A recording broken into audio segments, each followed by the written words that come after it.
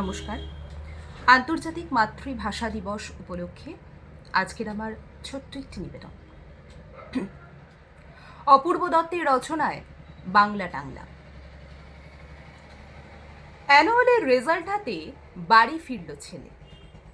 মা বলল, কোন পেপারে কত নাম্বার পেলে?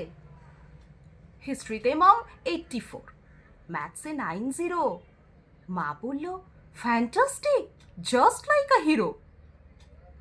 সায়েন্সে dad not so far, only 69।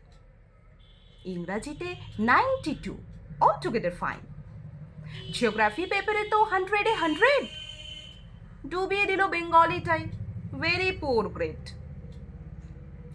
ছেলের মাথায় হাত রেখে মা ঠোঁট বেঁকিয়ে বলে, নেভার মাইন্ড, বেঙ্গলিটা না শিখলেও চলে। বাবা বলল, বেশ বলেছ, বঙ্গমাতার কন্যে, বাংলা টাংলা আমার মতো অশিক্ষিতের জন্যে। বিদ্যাসাগর, রবীন্দ্রনাথ নেহাত ছিলেন বোকা, না হলে কেউ শখ করে হয় বাংলা বইয়ের পোকা।